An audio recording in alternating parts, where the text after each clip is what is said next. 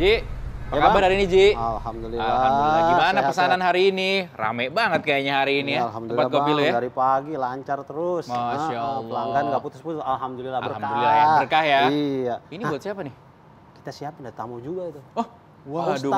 Masya Allah. Tapi yang udah perempuan ada. saya nggak tahu nih siapa nih. Iya, yang perempuan belum tahu. Oh, Heeh. Ustadz Ini Solmed. Bang Ki. Ya.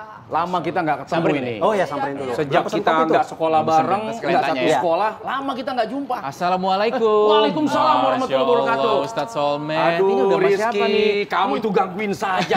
Orang saya lagi ngobrol sama staf presiden ini. Masya Allah, staf Aduh. khusus presiden. Ini pasti Mbak Angki Yudhistia, bener ya? Betul. Masya Allah. Betulnya aja beda loh, Betul. Menjadi penyandang disabilitas bukan halangan untuk berprestasi. Finalis Abang None Jakarta Barat tahun 2008 ini mengalami ketulian sejak usia 10 tahun. Konsumsi antibiotik berlebih merusak pendengarannya. Mengidap keterbatasan pendengaran saat remaja bukanlah hal yang mudah. Ia kerap merasa tertekan dan kurang percaya diri. Setidaknya butuh waktu 10 tahun bagi penulis buku Perempuan Tunarungu Menembus Batas Itu untuk bangkit. Angki Yudhistia, wanita 32 tahun, adalah satu-satunya staf Presiden Jokowi yang menyandang disabilitas. Angki membuktikan kekurangan dirinya bukanlah hambatan untuk meraih mimpi. Apa yang membuat ia kuat dan kembali bangkit? Dan bagaimana ia bisa menjadi staf khusus Presiden? Yuk saksikan kisah inspiratifnya dalam Ngopi, Ngobrol Perihal Iman. Mungkin kita ingin tahu ya, Ustadz, cerita awalnya Mbak Angki ini kan sebagai penyandang disabilitas, tunarunggu. Saya dengar sejak usia 10 tahun Mbak Angki ya? Ya, betul. Itu ceritanya seperti apa? Jadi ketika umur 10 tahun itu orang tua saya tuh kan pindah kerja. Jadi ketika di Indonesia Timur, di Ternate pada waktu itu mengalami malaria. Demam tinggi. Jadi sehingga pada waktu itu kan antibiotik ya. Nah, antibiotiknya ini efek sampingnya sehingga menyebabkan syaraf yang nggak bisa mendengar, makanya sekarang harus pakai alat bantu. Oke. Bentar ya. Jadi alat bantu nih. Nah, Oke. Iya, jadi alat bantu di kanan kiri. Telinga kanan kiri Kanan malah ya, kiri. Bang Ki ya. Jadi kalau walaupun pakai alat bantu ini, tapi harus tetap lihat gerakan bibir. Jadi kalau Pak Ustadz lihat ngomongnya, Halo Bang Ki. aku nggak tahu ngomong apa. Allah karim. Jadi nanti kalau nanya, Tapi dengar. ada suara, Oke. tapi nggak tahu ngomong apa. Makanya harus lihat gerakan Lihat bibir. gerakan bibir. Oke. Gitu, Berarti susah ya. keahlian Mbak Angki adalah mampu membaca gerak bibir orang. Betul. Masya Allah. Itu dipelajarin nggak sih? Atau dia otodidak dengan sendirinya? Otodidak. Jadi kalau kita dengan teman-teman komunitas, teman-teman tuli, teman-teman tunarungu, itu biasa kita menggunakan bahasa isyarat, ya kan. Tapi ketika bertemu dengan teman-teman non disabilitas, biasa lihat gerakan bibir. Jadi biasanya orang lain itu biasa dari mata turun ke hati kan. Oh. Ya. Kalau saya dari mata naik ke otak. Kan aku mikir, ini orang ngomong apa gitu. Masya Allah. Tapi Apa, ini mau order kopi apa nih? Kayaknya Americano boleh. Americano ya, Ji, Americano. Mbak Angki? Latte. Aman ya, gue biasa aja ya. Oke. Oke, siap, Masya Nah, Allah. ini kan kemarin Betul. pandemi Mbak Angki ya. Betul. Semua orang pakai Masker. masker. Betul, Ustadz. Itu gimana cara Mbak Angki berkomunikasi? Iya, sebelum pandemi aja udah kita terbatas, apalagi pandemi itu sangat super terbatas banget. Tapi karena kalau teman-teman menggunakan bahasa isyarat mungkin lebih bisa ya, tapi sekarang teknologi udah canggih. Masya Allah. Jadi sekarang kalau semua pakai masker, jadi kita ada teknologi yang orang lain ngomong apa bisa menjadi tulisan. Oh, bener. Canggih. Ustadz ngerti nggak ini? Bener. Kita ada teknologi yang orang lain ngomong apa bisa jadi tulisan. Bener. Masya Allah. Langsung kebaca. Ustadz baru tahu ini ya. Baru tahu, serius saya baru tahu. Nah, Masya Allah. Ini handphonenya apa teknologinya yang bagus ya? smartphone. Smartphone. Oke. Smartphone tapi Android. Oke. Android semuanya bisa. Jadi itulah karena pandemi ini ada masalah yang nggak ada solusinya kan. Bener banget. Nah solusinya ketika ada teknologi seperti ini yang membantu. Jadi nggak menutup kemungkinan untuk bisa berinteraksi seperti yang lain. Baik. Ini siapa pihak-pihak yang paling memberikan dukungan, paling memberikan support kepada Mbak Angki hingga bisa seperti saat ini bangkit menjadi sosok yang inspiratif begitu bagi masyarakat. Iya benar. Jadi yang paling mendukung tuh tentunya orang tua. Karena kebanyakan orang tua yang memiliki anak dengan disabilitas itu kan bingung. Betul. Harus diapain gitu. Kalau orang tua bingung, anak akan bingung. Lebih bingung lagi. Jadi saya beruntung itu memiliki orang tua yang tangguh gitu. Jadi bapakku, mamaku tuh selalu berusaha gimana yang terbaik buat anak gitu. Untuk mendapatkan pendidikan, untuk bisa tetap selalu percaya diri gitu. Nggak gimana caranya tumbuh tidak menjadi yang minder gitu kan. Caranya tuh ya diikut sertakan dengan kegiatan-kegiatan kalau ada lomba-lomba gitu kan waktu masih kecil. Terus sekolahnya juga pada waktu itu di sekolah umum. Karena menurut mamaku bilang setiap manusia itu berhak untuk mendapatkan pendidikan yang sama, berteman yang sama, nggak boleh pilih kasih, ya kan. Jadi apa adanya aja gitu, apa adanya. Jadi itu yang membuat aku merasa nyaman dan aman bahwa orang tuaku tuh melindungi. Tapi melindungi bukan berarti memanja ya. Memanja enggak, tapi melindungi bahwa it's okay not to be okay. Enggak apa-apa kamu tidak bisa mendengar. Pasti ada maksud dan tujuan lain yang Allah berikan. Tapi kan nggak tahu kita maksud dan tujuan itu apa. Itulah yang dicari sebagai prinsip hidup. Hidup kita ini sebenarnya untuk apa sih ada di dunia ini? Benar. Itu pentingnya juga dukungan dari pihak support terdekat. system. Keren. Beruntung sekali Mbak Angki punya support system yang benar-benar baik ya. Gimana sih Ustadz ya kalau ada di luar sana yang tidak memiliki support system dukungan seperti yang ada pada Mbak Angki ini seperti apa? Ya, pada prinsipnya kan Allah menciptakan kita tuh dalam keadaan penciptaan sempurna. Laqad khalaqnal insana fi ahsani taqwim. Di balik kekurangan, kata orang loh ini kurang, tapi buat Allah ternyata itu kelebihan. Kata orang loh ini sesuatu yang tidak normal, tapi buat Allah itu normal. Buktinya, seperti Mbak Angki yang tadi mengalami tunarungu, lulus master sudah di sekolah internasional. Wah, ada orang yang ininya bagus, sekolah di pohon bambu aja nggak lulus. Masya Allah, subhanallah. Ustaz, kopi udah datang. Bener-bener, kopi udah datang, Mbak Angki. Makasih Fauzi. Makin seru perbincangan kita, Masya Allah. Kita ngopi dulu. Jawabannya sama-sama. Oh gini, sama-sama. Oh, sama-sama. Jadi bahasa isyaratnya terima kasih. Terima kasih. Kalau tadi begini apa ini begini nih? Love. Oh itu. Oh gitu. Terima kasih sama-sama. Tapi kamu jangan begini, kamu tadinya minta bayaran. Mana ini belum bayar, nanti urusan bayar Rizky yang urus. Oh gitu ya, gaspol dulu ya. Masya Allah, kita ngopi dulu, ngobrol perihal iman.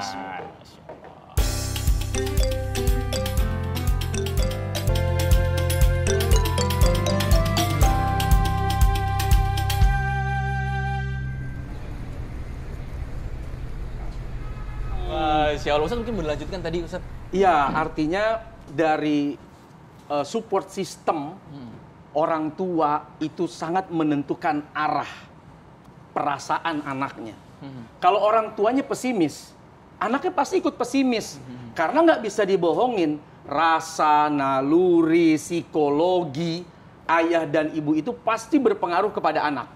Tapi kalau orang tua merasa bahwa anak saya tidak punya kekurangan, justru ini kelebihan yang Tuhan berikan. Masya Allah. Justru ini kelebihan yang Allah kasih. Masya Allah. Tangan tidak punya Rizky, tapi dia bisa melukis dengan kaki coba. Kita yang merasa hebat punya tangan, tulisan kayak ceker ayam. Ya kan? Coba, mana yang disebut lebih, mana yang disebut kurang dalam pandangan Tuhan? Katanya kamu yang punya tangan lengkap, kamu merasa lebih. Ternyata kamu nggak bisa melukis. Orang yang tidak punya tangan ternyata bisa melukis dengan kakinya. Kamu yang pendengarannya bagus, ternyata kamu tidak lulus S1, S2, S3. Sementara yang kata orang kurang dengan pendengaran, jadi staf khusus presiden. Lah kamu staf RT aja kagak. Bicara soal lebih.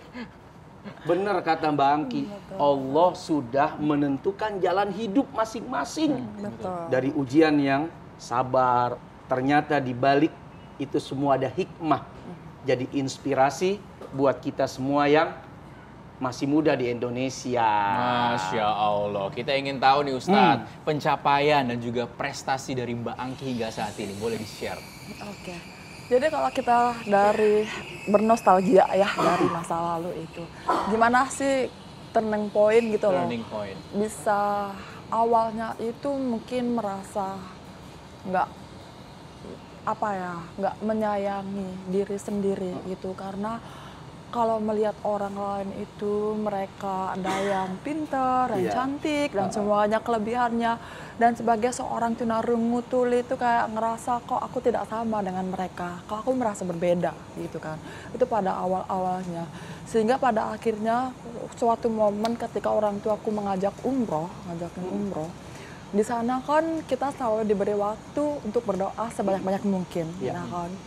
Jadi kalau saya dulu pernah mendengar, tapi tiba-tiba nggak bisa mendengar doa, kita pasti pengen dong gimana caranya bisa kembali mendengar lagi kan. Tapi pada waktu itu aku mengubah doaku. Aku mengubah bahwa Allah, kalau memang saya diciptakan seperti ini, mungkin ada maksud dan tujuan. Tolong tunjukkan maksud dan tujuannya itu, apa yang harus saya lakukan gitu. Jadi ketika pada waktu itu mungkin jawabannya kita nggak pernah tahu ya, gitu kan. Sampai kita mungkin lihat apa yang terjadi di sekitar kita. Dan aku bertemu banget dengan komunitas-komunitas yang Bangki, tolong aku dong, gimana caranya bisa percaya diri, gimana aku bisa sekolah. Semua itu minta tolong. Jadi aku langsung berpikir bahwa mungkin Allah menciptakan ini supaya aku tuh lebih berempati sama orang lain. Nah, dari situlah ketika aku lulus sekolah S1, lalu ketika akhirnya mamaku bilang kamu harus S2. Karena kenapa harus S2? Ketika orang lain itu kan backgroundnya bagus ya pendidikannya, kamu harus punya kelebihan unik, kamu itu apa gitu. Jadi kalau kamu tunarungu, kamu tuli, kamu S2, dan mungkin itu menjadi concern orang lain untuk memahami untuk menilai diri, personal brandingnya gitu kan. Masya Allah, Ustadz menarik sekali kalau kita dengarkan tadi doa dari Mbak Angki. Dia mengganti doanya, bukan ingin disembuhkan, tapi ingin diberikan kekuatan, diberikan kemampuan. Ya, berarti Mbak Angki pada prinsipnya sudah ridho dengan ketentuan Allah. Tinggal memantapkan husnuzon, di balik ini pasti ada sesuatu. Dan memang begitulah janji Nabi. Lewat lisan Nabinya Allah menyampaikan kalau ada seseorang diambil dari dirinya yang berharga, entah itu mata, suara, telinga, apapun itu, maka Allah akan mengganti yang lebih baik dari apa yang hilang. Dan ternyata jadi bukti buat kita semua bahwa kata orang mana mungkin, kata orang mana bisa, ternyata lebih dari apa yang dianggap oleh orang. Melebihi kita-kita yang merasa lebih baik atau lebih normal atau normatif, tidak memiliki kekurangan dalam pendengaran, dalam ucapan, dalam pandangan. Ini adalah bukti bahwa janji Nabi itu benar, janji Tuhan itu benar. Masya Allah, inspiratif sekali. Kita ingin dengar dari Mbak Angki juga. Setelah diapresiasi oleh Pak Presiden ya, menjadi staf khusus saat itu, bagaimana perasaannya Mbak? Aku merasa bahwa derajatku dinaikin. Masya Allah. Hidup di lingkungan yang keras, ini tuh susah banget. Buat kami sebagai seorang penyandang disabilitas itu susah. Akses transportasi kita susah, akses pendidikan kita susah, tuh semuanya tuh susah banget gitu. Sehingga pada akhirnya ketika pada waktu itu dipanggil oleh Bapak Presiden gitu, yang sebagai seorang disabilitas dipanggil oleh beliau, itu kayak ikut tes, itu lebih mengalah-ngalahin sidang skripsi gitu ya, ngalah-ngalahin sidang tesis gitu, ngalah-ngalahinnya seperti itu kan. Pertanyaannya itu adalah pertanyaan sederhana, tapi kan ini kita berbicara tentang helikopter view Indonesia, bukan lingkungan sekitar lagi gitu kan. Sehingga begitu beliau memilih kan membuat derajat saya tuh dinaikin seketika. Dan inilah momentum amanah bahwa hidup kita ini adalah bagaimana kita melayani. Bagaimana kita bisa memberikan yang terbaik untuk masyarakat kita. Kalau kita sudah nyaman dengan diri kita sendiri, ini adalah waktunya kita untuk memberikan harapan kepada orang lain. Masya Allah. Masya Allah, Mbak Angki telah melalui proses panjang ya. Panjang Pusatnya sekali. hingga akhirnya tadi pada apa ya, sudah ada di posisi ingin memberi, ingin berbagi, menginspirasi orang. Betul. Masya Allah. Nah tadi kalau di awal kan kita sudah lihat ya apa yang disampaikan oleh Mbak Angki. Dukungan dari pihak keluarga, Ustadz juga tadi menyampaikan itu benar-benar penting. Lalu bagaimana dukungan dari pasangan hidup, mungkin boleh cerita ya, saat awal bertemu seperti itu bagaimana ya melihat kondisi dari Mbak Angki Yudhistia saat ini. Kita tapi ngopi dulu Mbak Angki Ngopi ya. dulu. Ngobrol perihal iman.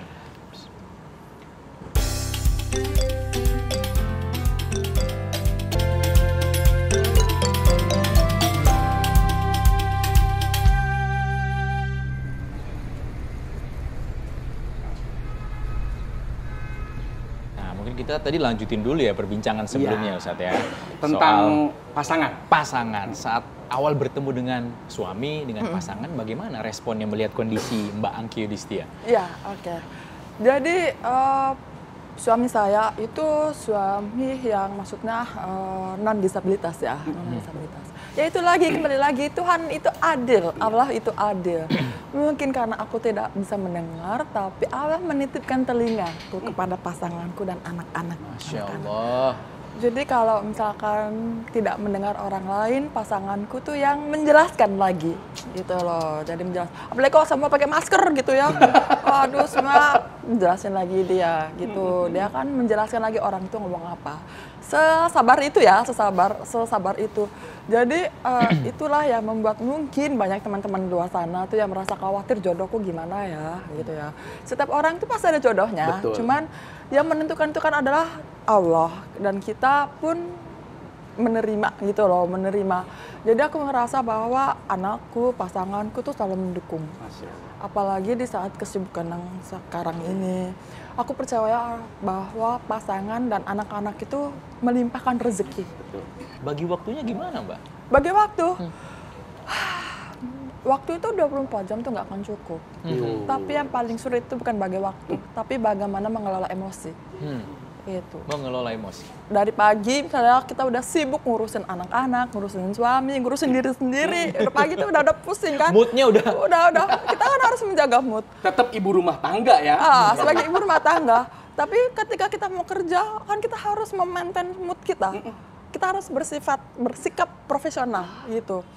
Kita nggak bisa dong membawa-bawa personal yang pagi tadi itu. Ke kantor cemberut. Nah, karena ada sesuatu yang di rumah mungkin bikin sebel atau menyebalkan, tapi tetap harus profesional sampai kantor ya harus wise, senyum, ramah, benar. Dan itu kan untuk kantor gitu ya, bagaimana menjadi seorang leader untuk timnya. Tapi begitu kita ketemu masyarakat juga kan kita harus punya mengelola emosinya kita yang berbeda-beda lagi gitu kan. Dan itu seharian 24 jam sampai rumah kita capek kan, itu juga masih ada anak-anak dan masih keluarga. Jadi ya itu 24 jam nggak cukup, tapi bagaimana dalam 24 jam ini kita bisa mengelola emosinya kita. Sehingga kita tuh bisa tetap waras, yang pasti. Waras. Yang pasti waras. Lahir batin. Karena mentalnya kita tuh harus kita jaga gitu. Itu yang penting, menjaga diri agar tetap waras Ustadz ya. Betul. Sing waras ngalah. Waras itu artinya mampu memanage emosi dengan baik. Kayak misalnya Rizky, kita nggak pernah tahu nih persoalan Rizky di rumah tuh kayak apa, psikologinya seperti apa. Tapi begitu udah mimpin acara, ya lu harus mampu, harus bisa. Pokoknya ya? gua nggak mau tua aja. Tahu. Oh ya nggak mau tahu.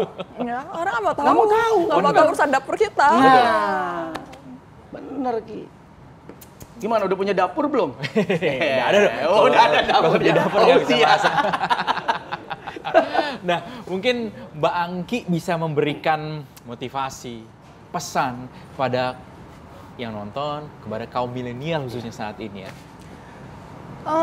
Dari saya, sebaik-baiknya manusia adalah manusia yang bermanfaat.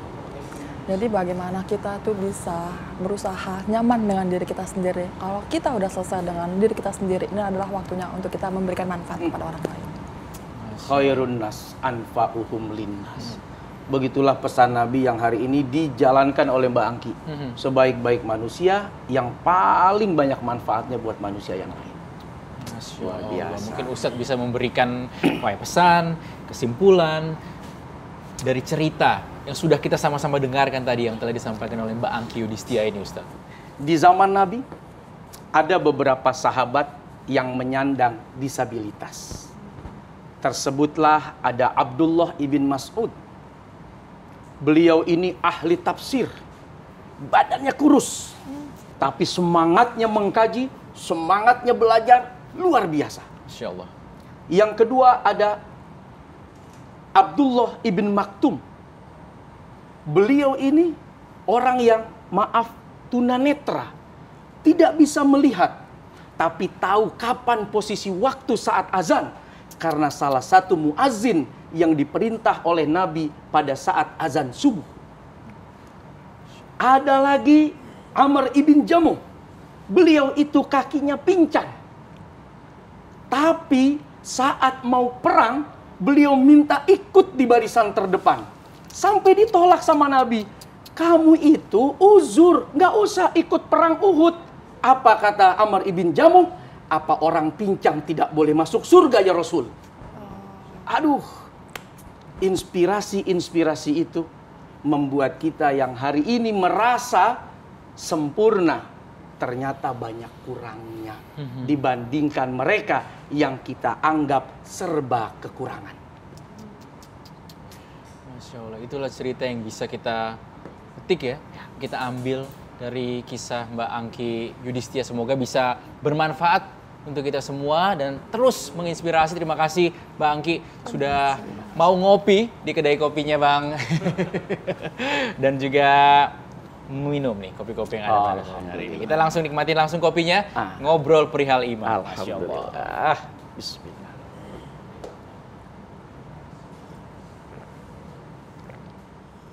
Terima kasih. Wah.